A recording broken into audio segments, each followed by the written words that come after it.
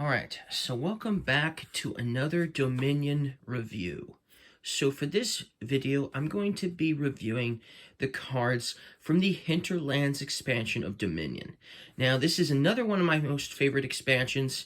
It was also the first expansion I ever bought. I skipped all of the others that came before Hinterlands and went straight to this expansion. One reason is this expansion is not super hard to understand. It's not overly complicated. It's about the same difficulty as Intrigue was, basically. About the same. So this is a good expansion to start with. If you are looking to get an expansion and you don't have any expansions yet, this could be potentially the best first one to go for. It has a lot of really good cards. I like almost every single card in this expansion. And not only that, but this is an expansion that has like 3 of everything. It has 3 treasures, it has 3 victory cards, and it has 3 reaction cards too. So 3 reactions. Not very many expansions out there have 3 or more reactions, for sure. Obviously, there's one that just came out a couple years ago that has 5 reactions. But this one has 3, which is still awesome. So anyways, let's get started talking about the pros and cons, which will still be mostly pros in this expansion, why I like it so much. So, obviously the first card here is the one I like the most in the set, Cartographer. What I really like about this is you do get to look at 4 cards from your deck, and then you can decide which ones to discard and then rearrange them as you like. And if you have a lot of Cartographers or a lot of other cards that are going to let you draw cards, you can mitigate what you're going to get basically into your hand, which is powerful. I like that idea a lot. Now, there was a card that's similar to this in Seaside called Navigator, where you would look at the top 5 cards, but then you would either discard all of them or put them back in any order. The reason why I hated that one over this one is that one obviously didn't give you an extra action, for one thing. It didn't let you draw a card, for one thing. Plus, it forced you to either discard all of them or put them back in any order. I don't like that. I like choosing what to discard and choosing what to put back. I like that to be my decision, and I don't like to be forced to either discard everything or put, everything back in any order. I hated that aspect, absolutely hated that aspect, but I absolutely love this aspect. Completely different story with this card.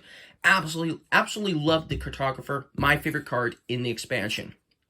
Okay, so my second favorite card in the expansion, most people still hate a lot, but I find it awesome. Not only is it a good copper strategy, but it's also a card that when you buy it, everyone else is going to get a -point card.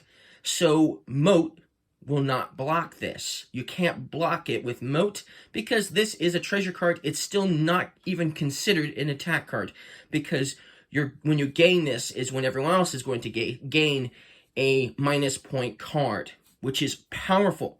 But just because Moat does not work with ill-gotten gains, that does not mean that there's not other reactions that will protect you from ill-gotten gains.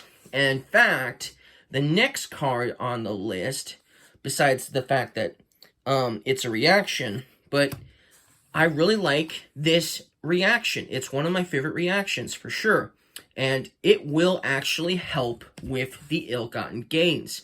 So if somebody buys an ill-gotten gains and you have Trader in your hand, you can reveal the Trader to instead gain a silver instead of the -point card. Powerful. Way better than Moat could do, for sure. But, man, that's just great. Getting silvers instead of -point cards. Oh, wow. It's just awesome. I like that idea. And, of course, if you have other cards in the game where you're going to be getting -point cards from attack cards, Trader is still going to be very useful in that book. Now, the action part is also really cool. You can trash a card from your hand and gain a number of silvers equal to its cost in coins. So, for instance, maybe you just simply got the ill-gotten gains to give everyone a curse, or give everyone a wasteland card, a minus point card, okay? Well, you could trash the ill-gotten gains and gain 5 silvers in its place. So sort of a good silver strategy if you're not into the copper strategy of ill-gotten gains for the treasure effect. But still, I mean, you might have something worth trashing, like an estate. Trash an estate and get yourself 2 silvers. I like that. It makes trashing your estates really worth it because it gets rid of those useless cards, and it gives you a couple of silvers. Oh, sweet. Awesome. I like that. So that's why Trader is my 3rd favorite card. The action and the reaction is very useful. Now, Border Village is one of the hardest villages to get because it does cost 6 money. And this is the only part you're getting for a 6 costing card is the action of a regular village. But the reason why it costs so much more is because when you buy a Border Village, you're going to gain a cheaper card. Since it costs 6, that means you can gain, a duchy. You could gain another action card costing 5. It's really your choice, but basically you're getting 2 good cards for this, which is still interesting. And it also mitigates this whole, yes, I want to have yes, sometimes when I play Dominion, I want to have +2 actions. But do we need to have the action card be a 3 costing card or a 4 costing card for the 2 actions? Do I need to have that many action cards that give me +2 actions? I mean, I'd be happy with 3 of these in my deck anyway. But I don't necessarily need to have them immediately in the game. So making this a 6 costing card for that effect, plus you're getting an extra action, just makes it more useful in my eyes. And obviously, it doesn't really make it any less of a good card because I will still buy this for 6, even if there are other action cards that give +2 actions in the game. And even if there isn't, it's still very useful to get. And it certainly does not obviously decrease the cost in my eyes because you're getting something else too. That's really cool. I like this card a lot. Okay, so Highway is another one of my favorite cards. Now, Intrigue had Bridge, which did the exact same thing, reducing the cost of cards by 1 for everyone you have in play.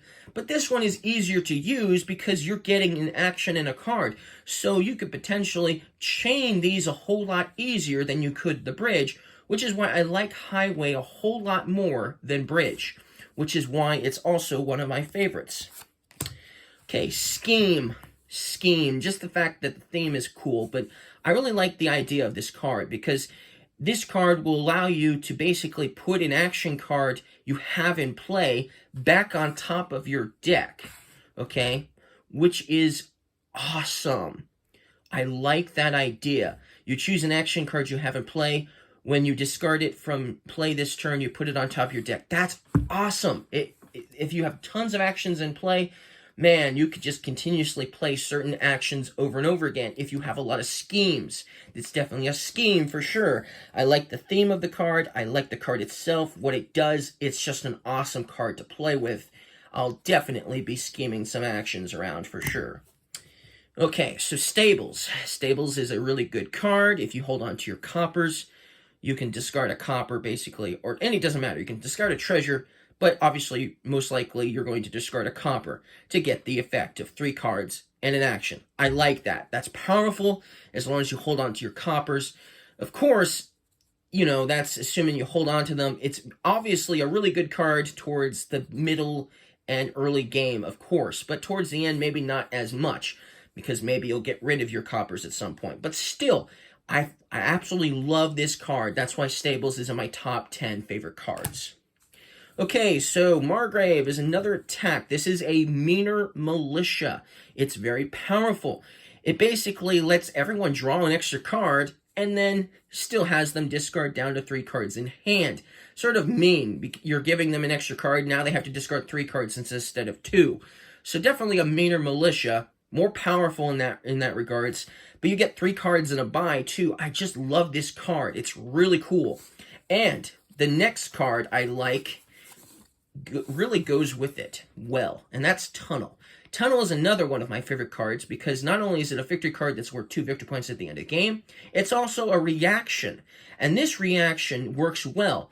When this tunnel is discarded, other than during cleanup, like for instance, by the Margrave. If the Margrave, is going to discard your tunnel, you can reveal it beforehand, obviously, or should I say discard it and reveal it at the same time, and then you get a gold. That's powerful. Way better than Moat. Yeah, Moat might block the damage Margrave does, but this is giving you a gold instead of blocking the attack. That's powerful. I like that.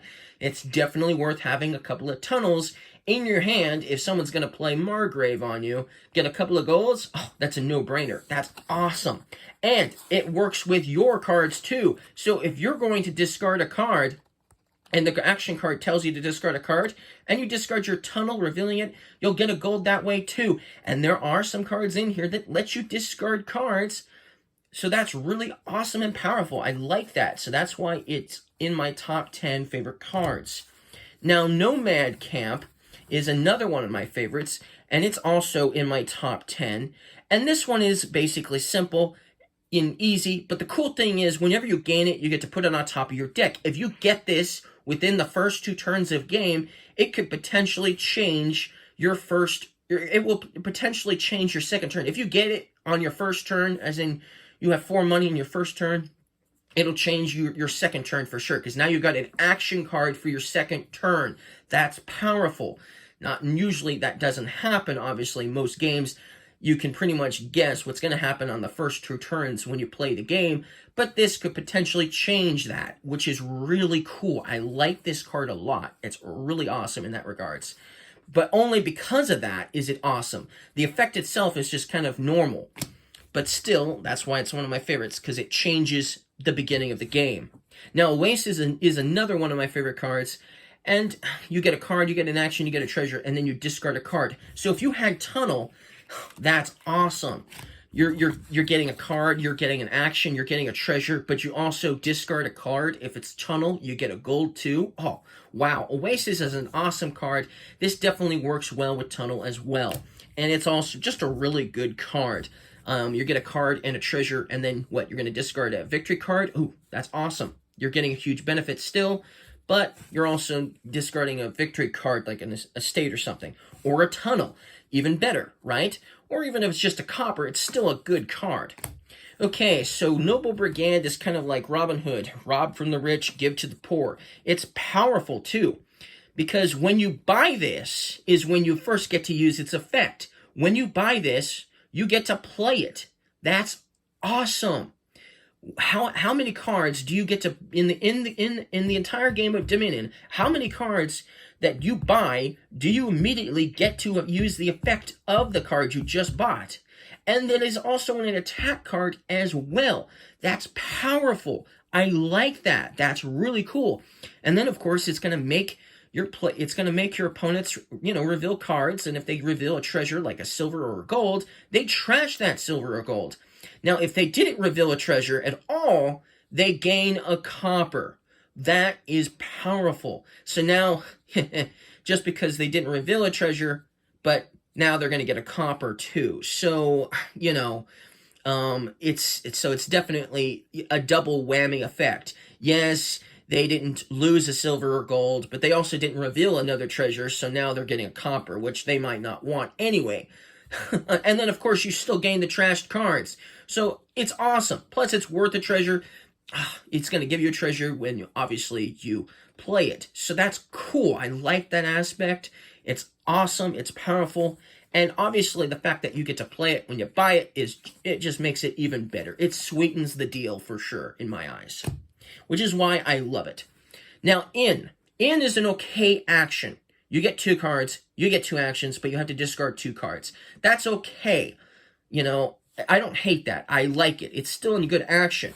But the fact that when you gain it, you get to go through your discard pile, and then including this, you can reveal any number of action cards from it, shuffle them into your deck.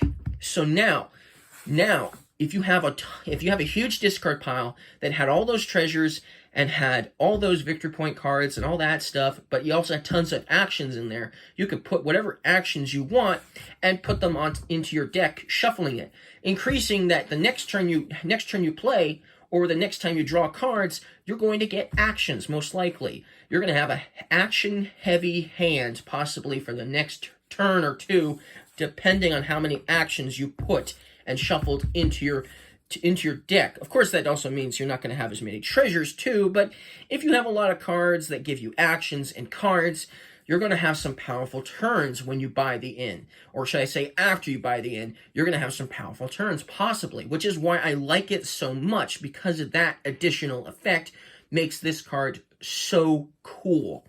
The inn. Gotta love it. Okay, so Haggler is pretty simple. But as in for the action, it's pretty simple. But when it's in play, when you buy a card, you gain a card costing less than it that is not a victory card. So it's similar to Border Village. It's going to let you gain a cheaper card after you buy a card if you have Haggler in play. It's giving you a couple money, so you'll possibly have something you can buy that's good. Still, that's really awesome. Of course, you can't use it to get a victory card, so if you had, like, I don't know, if you had bought something like, a gold, you certainly can't use it to get a duchy as the effect that you're gaining. But still, you get a good card nonetheless. Haggler is still a really good card. Now, this replaced Oracle. Now, I didn't really mind Oracle that much, but when I bought the expansion, I was expecting a monkey to be in the game because there's a picture of a monkey on the box, but there was no monkey in the game. So I replaced a card that was kind of like, okay, whatever, and replaced it with this monkey, just so I could have a monkey in the expansion, basically. Did the exact same thing Oracle did. It's an okay attack card. Obviously, it's not the worst attack card in the world, but it's not the best either. It's still pretty cool because including your opponents, you're also including yourself into this equation. You get to reveal 2 cards. Your opponents have to do it too. Then you can choose to either discard them or put them back. You can be like, player 1, discard your cards. Player 2, you keep those cards. Player 3, you discard those cards. Ooh, I'll keep my cards because they're good. Or, oh no, they're not good. I'll discard them. And then you draw 2 cards. So that's awesome. Maybe if I discarded the cards because they weren't good, hopefully the next time, hopefully I'll draw 2 cards that are better. And you draw the 2 cards after you do the effect. You don't get the 2 cards before, you get them after, which makes it even better. I like that. That's cool. You kind of can mitigate what you're going to get for your hand, into your hand that way. And you're still attacking your opponents, choosing what they're going to keep and what they're going to discard. So it's a good attack. It's useful, for sure. And I like it a lot.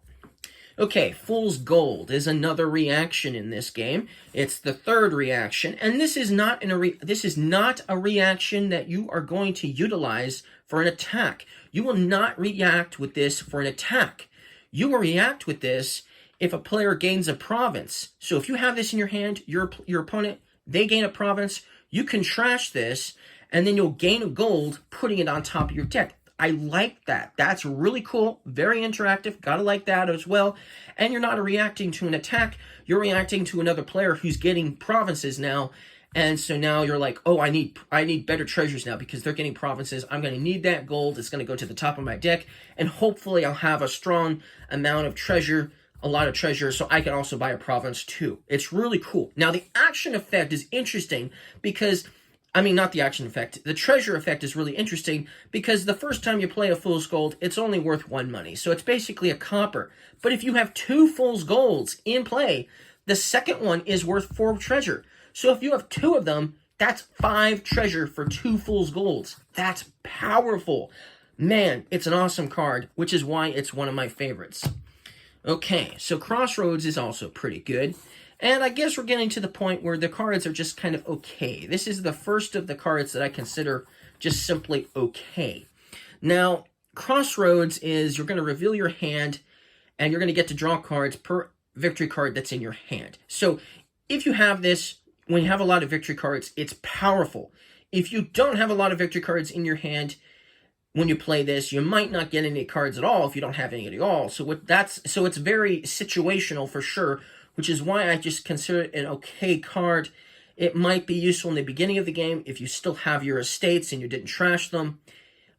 But you do get 3 actions, but it's only the first time you play it. So if you have multiple Crossroads, then obviously you're not going to get the actions the second time. You're only getting the 3 actions the first time, which is why you don't want to clog your deck with too many Crossroads. 1 or 2, I would suggest no more than that, because if you have 2 Crossroads in your hand, even if you could potentially get a lot of cards, you're not going to get the actions the second time either.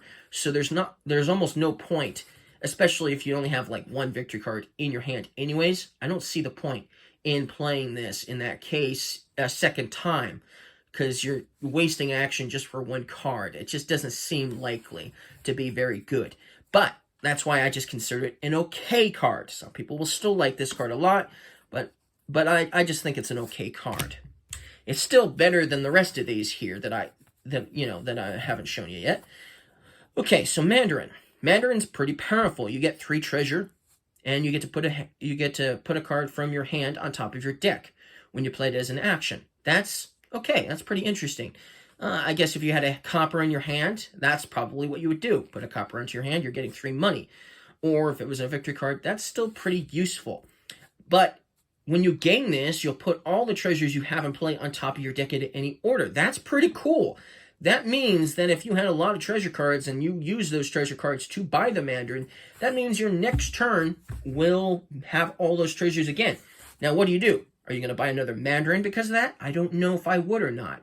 I don't know if I want too many Mandarins. And that's another thing. Now my hand is full of treasures, and now I can't play actions, most likely, because I might have had 5 coppers when I bought this. So, yeah, that's why I don't like it as much as some of the others. It's okay for sure, but it defeats the purpose of playing Dominion if I just keep getting Mandarin after Mandarin, and I certainly don't want too many Mandarins in the first place.